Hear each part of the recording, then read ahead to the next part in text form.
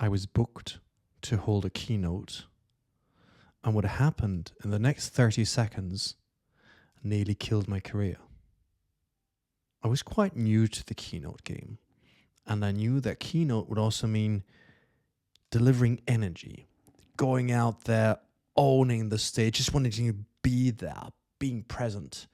So I walk out on stage and my heart is beating up here, which is a perfectly normal thing. It's great. It's okay if that's...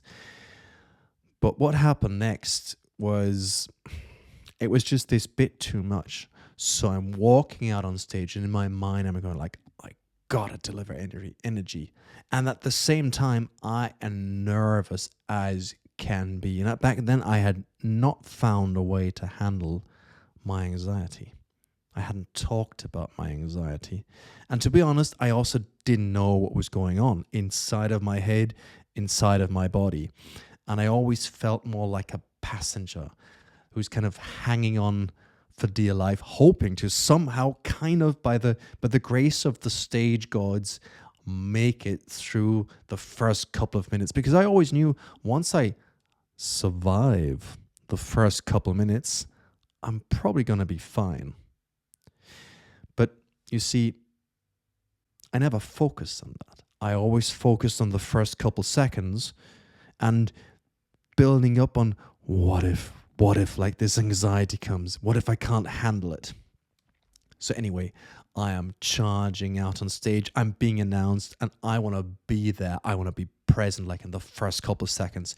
So I go on stage, full guns blazing, and I am talking as fast as I can. And at the same time, I'm pretty much breathing as fast as I can.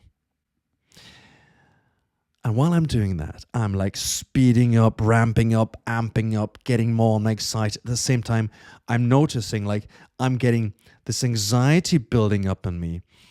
And what was going on as well was I was wearing a headset. And with the headset, it had a problem. I could feel already I'd gone on stage, and what I didn't do like I would do nowadays, you kind of calm my breathing a bit. My breathing was up here. I was breathing high and tight, as I call it. So I'm going out, breathing high and tight while I'm wearing my headset. I'm talking, I'm going full tilt. And what I'm forgetting is I'm not concentrating on my breathing. I'm talking, and I'm not kind of really breathing. And then my mind goes, dude, you're wearing a headset. The last thing you want to do is like... exhale into the headset. So I'm breathing shallow because I don't want to make that breathing noise. At the same time, my heart is beating, boom, boom, boom, boom, boom. And the more I'm talking, the more my heart is beating. You know where this is going, right? And I'm trying to not exhale loudly. And every time I exhale, I breathe that little bit shallower and shallower and shallower and shallower and shallower until at one point in time I had hardly any breath left. And that's the moment when I could tell I was getting more and more lightheaded. And at the same time, I was going like, I gotta breathe, but I gotta deliver. I can't stop talking. What's going to happen if the crowd sees that? And then I felt sheer panic build up on me. This is probably not what you want to have. And at that point in time, I didn't know how to handle that. And the panic and the shallower and shallower breathing were doing everything until that point in time I could feel dizziness come up. And I'm on stage, I've got these people looking at me and I can tell like, I'm not concentrating on my lines. I am just like trying to somehow not fall over.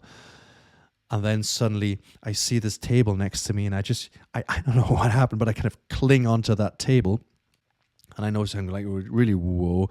And at that point in time, I just like, oh, I'm sorry, people. I just need this. I'm a bit nervous here, you know, which is not a bad thing. But in that moment, that felt in me like I was exposing myself, exposing my vulnerability. Again, I hadn't talked about my stage anxiety back then. So I'm kind of doing the thing, which was kind of not bad. I took a glass, I took a drink. And then I started talking. And somehow when I started talking, I could see the first people looking at me, kind of giving me that nod, and that built me up. And I started talking, and I started less concentrating on what was going inside of me and more concentrating on the lines I wanted to deliver, until kind of I started to get the cling of it and so on, and it was great. But there was something to that keynote. So I decided I wanted to look at things. So I started not looking at the big problem, but I started dissecting it individually. So the easiest fix for me back then, it was like the first fix I found, was the breathing part. So I noticed that the headset was in a way obstructing me when my nerves got the better of me. You know, when you have the feeling your breathing gets shallower and shallower. And I remembered and noticed that I'd been always very worried on stage that if I'd have to exhale loudly, people would be able to tell that I was nervous, that something was going on. So I decided there and then that I would actually prefer to use handheld microphones. That means, of course, you have one hand less, but it means when you're nervous, what you can do is you can take the microphone and hold it aside, just like, and continue on talking. So that was a quick fix for me. If you look at some of my videos, I'll put a link there, whatever. You'll find it. I don't want to be too YouTubey here. But you'll see nearly in all of my stage videos the last couple of years, I use a handheld microphone. But the beauty is with it, I've also later discovered you can do so much more with it. It gives you so much more flexibility. It gives you a tool you can play with, which I then later discovered. And I love using it as that. And it also gives you a much better sound. But what it does is it binds one hand. Now, if you're keynote speaking, usually the other hand is your presenter, your clicker. That means you have no hands left. But for me, and still up to today, that was perfectly fine to do so because, well, I get to breathe freely. I get to modulate. Modulating means I can go really close to the microphone. At the same time, I also know what happens when I go further. I liked that. I started building it into my repertoire. But then there was something else I wanted to find out. I'd noticed this pattern in breathing, that when I would go on stage, I would start breathing higher and tighter, higher and tighter, higher and tighter, and I would get more and more and more freaked up from here. So I started looking into this whole breathing technique. And then I started reading into how does fear actually work? Why does fear actually get triggered by our brain? Now, that's a really fascinating area. And I started diving deeper and deeper and deeper into it. So I understood at some point in time that if your brain senses there is a danger, now this is something from the evolution back in the day, like a real danger, like there's a tiger that wants to eat you. Nowadays, the real danger could be an audience judging you, a professor taking notes the way you deliver or not. But if your brain senses a danger, it actually doesn't distinguish between a real danger, so something that can kill you, or something that seems dangerous. And so it triggers the very same mechanisms like our ancestors would have had when they were chased by a tiger back in the savannah. And this instinct is called fight or flight. This is meant to protect your sheer survival. So the fight mode gives you all the energy you need to fight for your life. So you want to go swing and punch someone. And the flight means you want to run away. So you get all, So what your body does, it says, let me give you everything you need to fight or flight. So fight and run away to care for your survival, which is cool when a tiger's chasing you, but it's not really useful when you're on stage trying to perform and you have nowhere to go and no one to punch. So this is what's going on inside. But it's interesting to take it a step even deeper. and go like, okay, but what is it exactly that's happening there? There's something called the vagus nerve. And the vagus nerve has two different parts, the sympathetic and the parasympathetic nerve system. Now, the sympathetic, although it sounds so nice, that's the one we don't like. This is the one that's responsible for essentially your breathing coming up from here. We call it high or tight. Your eyes sharpening, your stomach squenching, you getting all sweaty, all anxious, all ready to run away, and your stomach and everything in there cramping up. You feel like getting sick. All of this, that's your sympathetic nerve system. That's the one that's triggered when something happens that lets your amygdala go, which is up here, danger, and it fires, and it starts all of that process. Now, this is actually quite fascinating because the whole system is like a computer. It's like an old computer booting up your whole body for this. So in my case, for example, first thing that happens, dry mouth, then moist hands, and then I start feeling my heartbeat, and finally my stomach goes like, I don't feel good. And then my whole brain goes like, let's just run away. Good. But I know this, and I know that this is happening. So I understood, okay, this is kind of always the same pattern. So how can I stop it? How can I pull the fuse out of this computer that's ramping up? Let me introduce the parasympathetic nerve system. Well, this one is the polar opposite. This is the good one. This is the one who helps you relax. This is the one who helps you breathe low and slow from down there. That makes you feel good and relaxed. Understood. So how do we get it? That's actually not that hard. All you need to do is, the next time you go to sleep, I'd like you to lie on your bed, on your back, and you put your hands on your lower belly. And you'll notice, shortly before you fall asleep, your belly is suddenly going to start moving up and down. That's your belly breathing. Now, in the evolution, we only do that when we are safe. See? Now you're going, ooh, ooh. See, we're only safe when our brain goes, there's no danger, there's no tiger that wants to eat us. Looks like we can sleep in this cave. We would have only done that back in the day in safety. We would lie down and then we would initiate this breathing. And this would initiate the parasympathetic nerve system. So if you reverse engineer that, and this is the whole thing, you can activate it by belly breathing.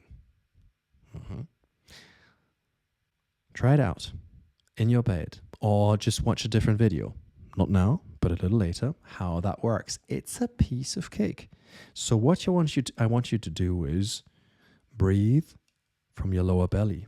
You want to breathe low and slow. And the easiest way to initiate low and slow breathing when you're on the edge of panicking is you inhale for 4 seconds through your nose, and then you exhale for 8 seconds through your mouth.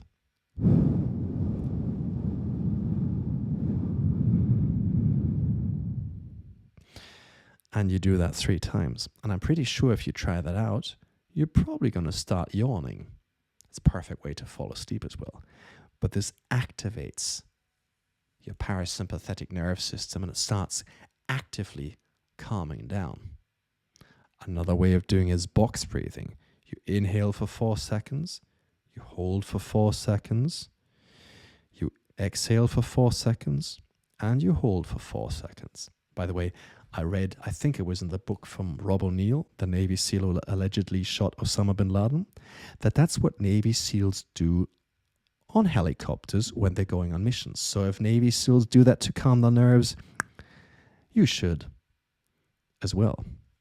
So that was the second step. So number one was the simple trick with the microphone. The second was understanding what's going on. And the third took a couple of years later. It took a couple of years. But I remember moderating a huge event. It was live in several countries at the same time, in the midst of COVID. And I'm a professional presenter, speaker at that time. It's just a couple of years ago, 5 years ago, or whenever COVID was. Seemed like ages ago. And I'm mic'd up. I'm about to go on stage, and the director just holds me up. It was like, Daniel, I say this to every one of my presenters before they walk out on stage. And this guy had done like all the big stuff in the UK and Ireland. Great guy. And he walks up to me and says, I say this to every one of my speakers, but I know fight or flight is going to kick in soon. You're going to try and breathe as fast as possible and talk as fast as possible. And what I'd like you to do is do the polar opposite. Talk slowly, breathe slowly. You got this. And I walked backstage. Now, I knew all of this.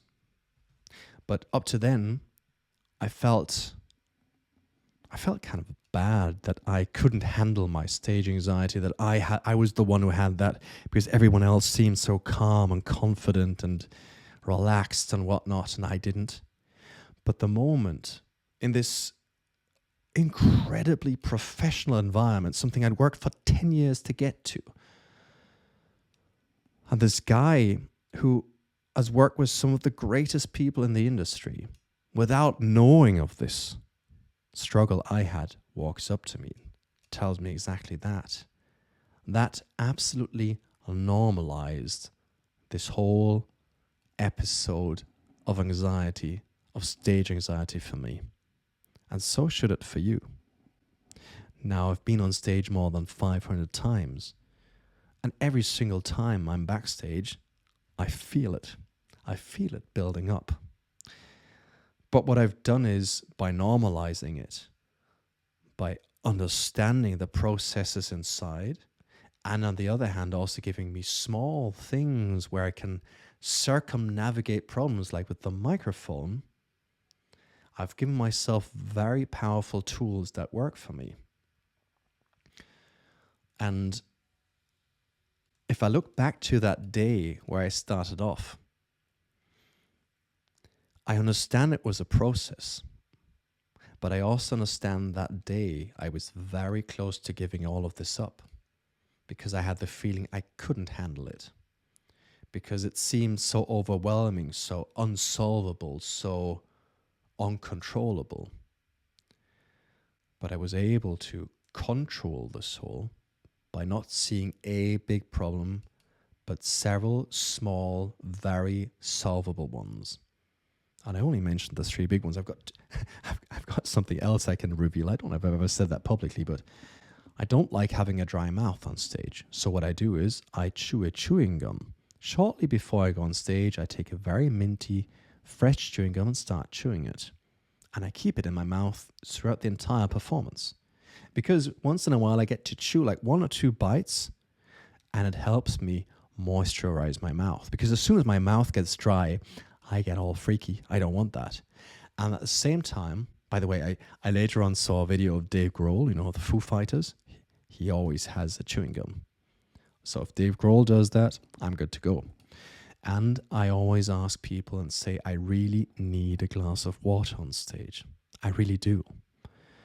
The funny thing is, I never ever drink that glass, but I know it's there. And by it being there, it gives me the calm of mind that knowing if I were to need it, it's there. So I don't need to bother about it. You see, this is a story I probably YouTube is like, oh, we want super scripted videos and hooks and whatnots and beautiful environments. But this is a story I wanted to tell you. And it's a story I wish I could have told myself some 10 years ago, maybe 20, maybe 30 years ago. And I know it would have helped me. If it helped me, maybe it helped you. So this was one take. This was no scripting, no writing, no nothing, no something that actually just started as a sound check, because I just tried to change the setup like that. But what it is it's raw and it's authentic. And this is, for me as a stage person, the most important thing in the world is being authentic. In that sense, thank you very much. Take care. Bye-bye.